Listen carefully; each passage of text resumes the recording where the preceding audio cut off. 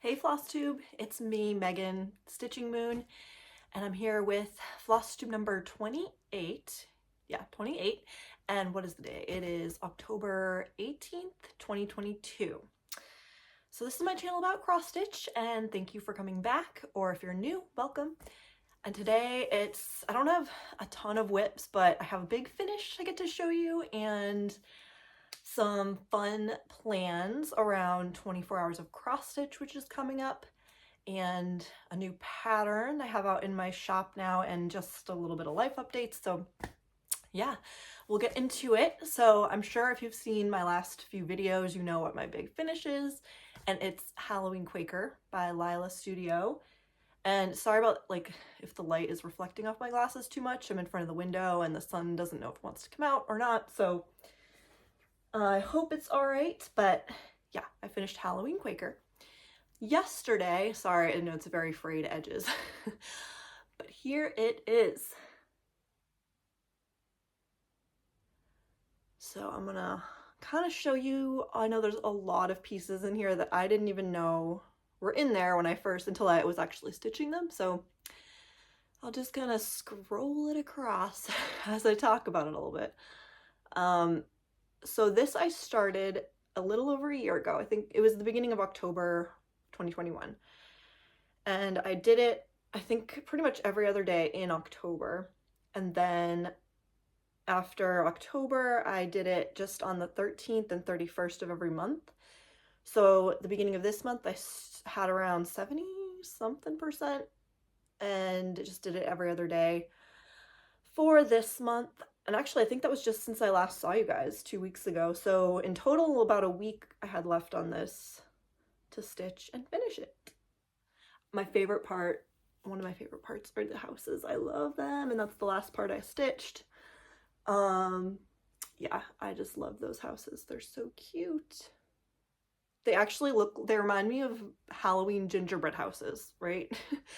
Can that be a thing? I think that would be so fun to make gingerbread Halloween houses, like haunted houses.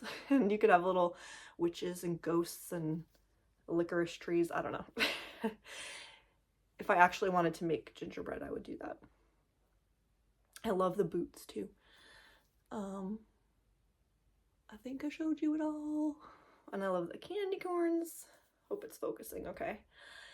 So this is on 32 count linen that didn't have a name, but I just found out something that actually kind of ruined my finish a little bit, because I was ironing it just now before this video, and I had it, you know, face down ironing it. So I'm like looking at the back. And so when I started this, or when I was working on this, I was like, I thought this was a mottled fabric when I got it. It doesn't have a name. It was just a number, but I was pretty sure online when I bought it that it was like mottled or had a little bit of mottling. But as I was stitching on, I'm like, no, I don't see any. So I guess I made a mistake or something. So apparently I don't look at my back very much, and when I do, it's not great lighting, you know, plus it was kind of wrinkled. But anyway, I was just ironing it. Turns out the back is mottled. The back is the side that I was supposed to actually stitch on. And I was so upset. I still am right now, because that would have looked so much better. This is my first ever linen, I think. And I had no idea that it's only modeling on one side. I just picked a side and started.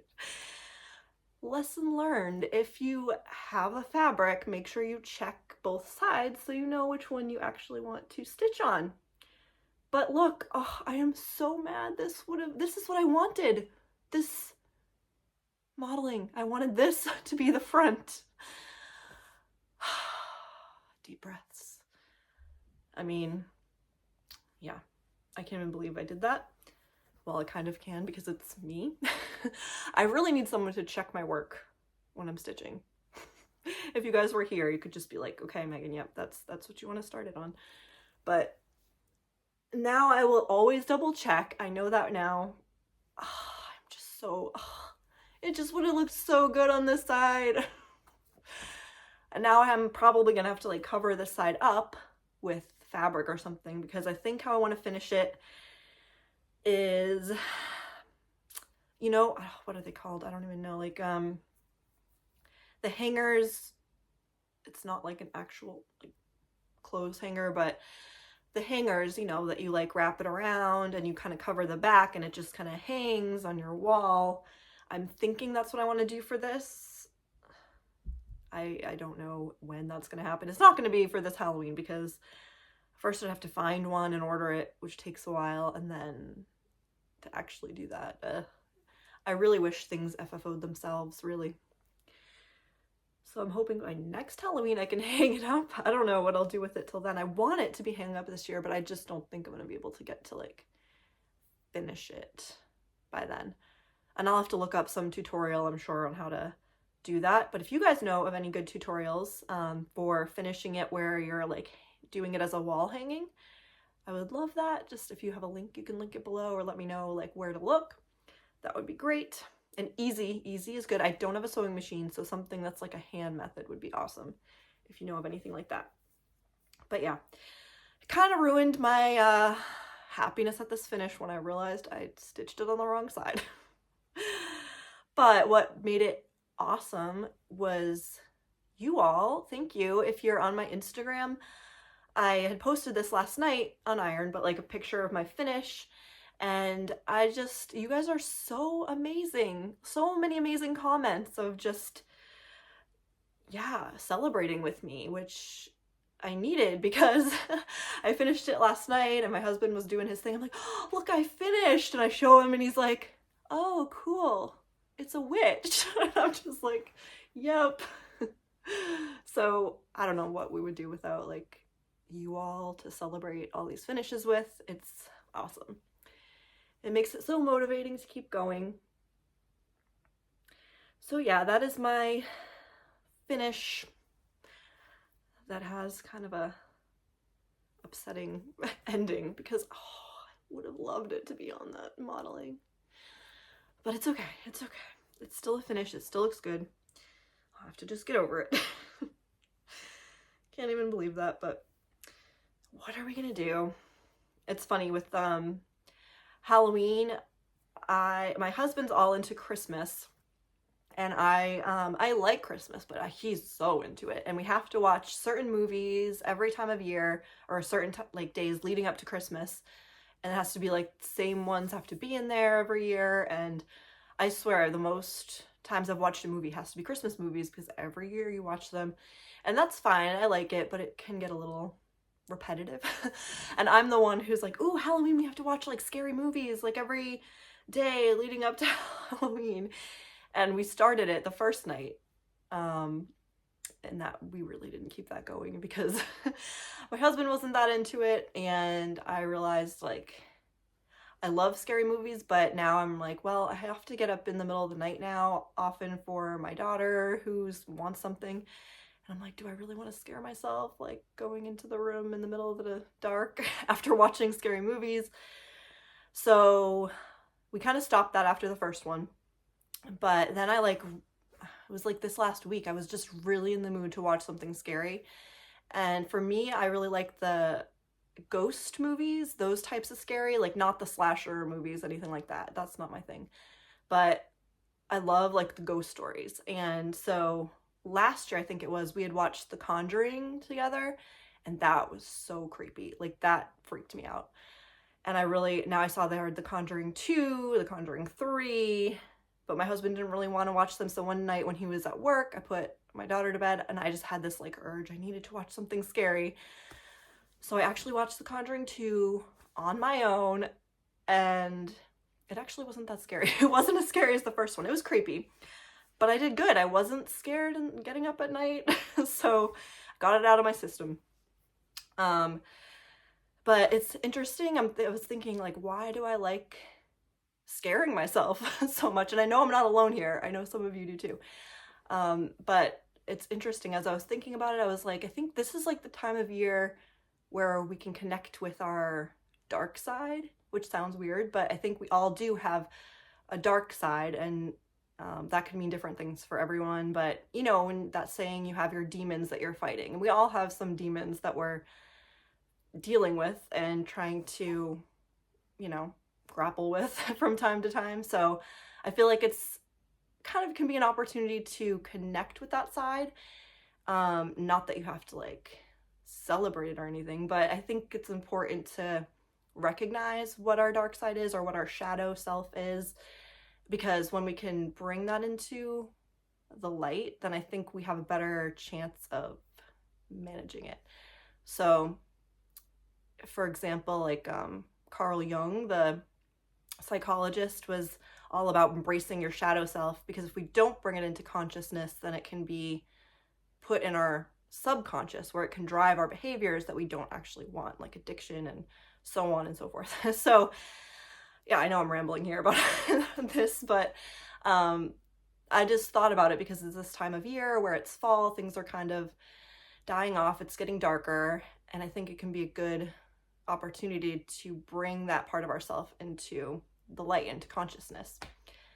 And I'm sorry, I know I'm rambling here. I will talk about other cross-stitch stuff, but I actually was thinking about this, and I liked how, you know, now October is Halloween, then in November in the US we have Thanksgiving, and then we have Christmas, if you celebrate that, in December. And I was like, that's an interesting progression, because it's like Halloween is all about the darkness and embracing your dark side, and then Thanksgiving is all about gratitude and connecting with your friends and loved ones. And I feel like you can really do that better once you have embraced your dark side. And then it goes to Christmas, which is the time of giving and connecting with something higher. So I thought it was kind of an interesting progression, how it is set up in our year. So yeah, I'll stop rambling about that now, but thank you for listening. Okay.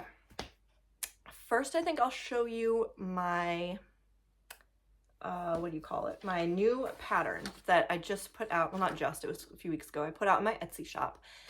And this one is actually not my own work, but I got permission from the artist, Giuseppe Miconi, who is a painter, who I put this out on Instagram, a bunch of his paintings, and I let you guys pick which one you liked. And this, there was a tie, I think, but this one I think most people really, really liked. I called it Stone Expression. Kind of ties into the theme we were just talking about a little bit. The artist, so he actually lives in my town, and he's the husband of one of my friends here. So that's how I got to talking to him, and he agreed that we could make this into a pattern. He actually doesn't name his art. He doesn't even have like a idea behind it when he's writing. He just starts with something from his environment or background that he sees or is thinking about, and it just builds from there into whatever it comes to, which I think is really cool. It's very intuitive. So he says, you know, it's kind of, the meaning is up to the person looking at it. So yeah, I think this is really cool. It can be interpreted in so many ways. What I like to think of it as, like, there's like life peeking through the stone hardness.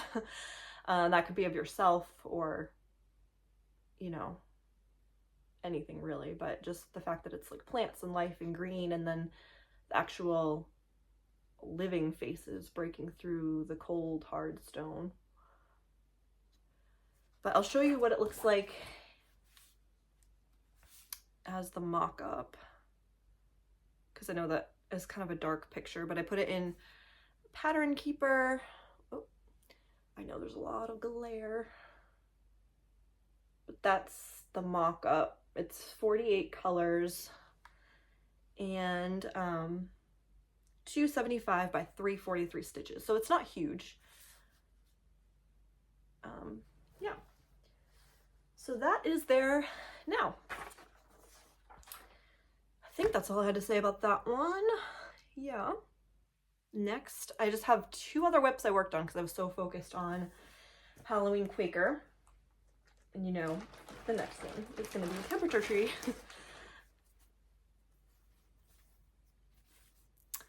So, getting colder. Here we are in October. And the greens we're getting into again, which we haven't had till, like, well, I guess we had a little bit in May. But it's interesting, like, looking at it like this, because I always kind of assume spring is warmer than fall for some reason, which is clearly not the case if you look at this.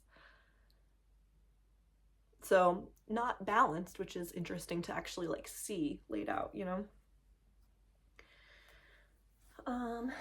This one is on 14 count Ada. And then all I have left is my focus piece, which is another of my own patterns. Oh, I can actually show you the finished piece, what it will look like. It's Villa Lorna. And it is also in my shop now. And it's actually like 540 by 343 stitches. And this is a picture of a house in the town where I live. I don't think I've said yet in this video, but I'm an American living in Norway. So this is actually a Swiss villa built in Norway. So right now I'm doing it every other day, and I'm doing it 2/110 on 25 count, and I'm almost at the end of the Q-snap. I have done 6,674 stitches since the last time, and it's 34,841 total, and I'm at 17.16%. But it is going really fast because there's only 45 colors and it's 10 stitch. So yeah, all I have left is this section, and then after that I'm gonna take it out of my focus piece to do another full coverage, but it'll still be in my regular rotation, but just not as often. It won't come up as much. But yeah, I'm excited about that, and I love how it's just going so quick. So I don't know, I think the next time I do a regular update, this should be finished and off the Q-snap, so you can see that whole square. So yeah, I'm happy with that one. So now, since that was all my actual whips, I'm gonna talk about my plans. So if you're not familiar, 24 Hours of Cross Stitch is an event coming up this weekend, and I think it starts Friday, over the weekend, and even into Monday, if you need like more time to get in your 24 hours. So it's the brainchild of Jen Lee, or Quirks and Stitches, who has an event every year. She has a Facebook group as well as Flosstube channel, and certain times of the year, it's maybe 3 or 4 times a year, they have a weekend where it's called 24 Hours of Cross Stitch, and the goal is to get, well, if you can, 24 hours of stitching in over the weekend, or just as much as you can. Some people like to do it 24 hours straight, like stay up the entire 24 hours just stitching. Others like to do it spread out more over the weekend. So this is the first time I'm actually going to officially participate when the actual weekend is, and post on Instagram. They have a bunch of stuff going on if you follow her on Instagram. I don't exactly know how it works, but I'm just going to post, I think, things to my story on Instagram, which actually I'll link my Instagram below. It's just Stitching Moon if you want to follow along with that. But I'm also going to do, I think, a little vlog like throughout my cross stitch weekend. I'm not doing it all 24 hours in a row, no way. I definitely need my sleep. So I'm just gonna do it. I'll have to probably start Friday. I'm gonna hope to finish it by Sunday, but I might have to go a little bit into Monday just because, you know, things are going on. But I think what I'm going to do is I'm not gonna do my focus piece. I'm going to basically have a list of all my other whips that I have going on, and then just like each 2 hours randomly pick one of the whips and just do it for 2 hours, put it away, do the next one for 2 hours. So I'm like doing or working on as many of my projects as possible, which would be 12. So I won't get to all of them, but that'll, I think, will be fun. So I'll, like, you know, I don't know exactly how the filming of it will work. I probably will do it where I'm just like kind of showing, you know, not my face necessarily the whole time, but just like showing, okay, this is what I'm going to work on. This is what it looks like before. Okay, I'm done this one. This is what it looks like now. Here's the next one. I don't know. We'll just play it by ear. But I'm hoping to do that video, so I should have it posted sometime after next weekend once I get it all together. But my husband has been generous enough to be like, oh yeah, I know you can have your weekend. He and my daughter will still be around for the weekend, but they might go, I don't know, out shopping or be with his mom for some time. And yeah, he's like, I'll just give you the space you need. So that's amazing. We do have like a dinner to go to Friday. So I'm probably going to start Friday morning. I have usually a few hours before work, just to get a little bit in, because if I just did it on the weekend, that's 12 hours every day. And that's a bit much. I don't even think I can sit for that long. Like I'm going to want to take some breaks to work out, eat, you know, the usual stuff. So I'll try and get in some on Friday. Might have to do some on Monday as well, but I'm excited. Yeah, it'll be fun. Let's see. Other than that, I have a little bit of life updates. So if you want to stick around for that. So this past week has been a little nuts. Literally 1 week ago, today's Tuesday, so 1 week ago, at my job, just so you know, I'm working for an American company, but still living in Norway. So I work remotely, obviously. And all of a sudden on Tuesday, just out of nowhere, we get informed that many of our coworkers are being laid off. And they had some layoffs back in May, also very unexpected, and just had another round. I survived this one, but it's very uncertain. I mean, things are very uncertain, and at the same time, because there's less people, my workload, all of the people's workload who stayed, doubled overnight. Literally overnight, doubled. So, needless to say, I don't have as much time now. I used to be able to take breaks pretty often to stitch, and, you know, it was much more laid back. Now it's, you know, much more work, so I don't have as much time during the day to stitch. I still do have my morning, because just the time change, I start around noon here, my time. So I still have that, just less during the day. So that's a big change over this last week. And it's also, you know, drives me to want to get a Norwegian job even more, because this one is so unsafe or uncertain, not stable, because yeah, it's just such a different culture job-wise, US compared to Norway.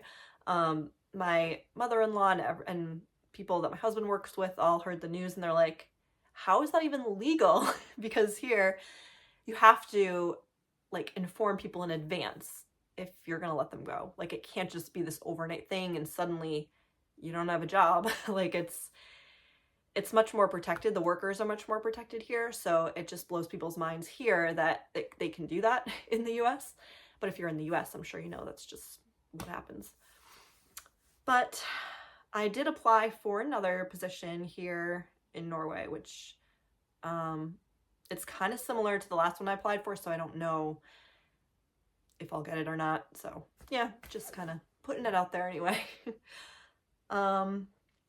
Also, some good news. I applied for my permanent residence for here in Norway last week, and I already had my temporary residence, but it only lasts 2 years, and that will expire, I think, early next year. So now I finally qualified to be able to apply for the permanent residency. So that's all set. That's ready to go. So one thing off of our list. And yeah, otherwise, some other good news. We have family coming to visit from the US on end of October, and they'll be here for a couple of weeks. So I don't actually know that I'll be doing another video until mid-November, another month. I will do the 24-hour cross stitch video, but I'm not sure that I'll have another actual regular update until after they're gone. But that will be an awesome haul video, because I've been sending them things over there as I see deals come up, and it's also my birthday mid-November, so they might be bringing stuff for that. So that's gonna be a really fun haul video.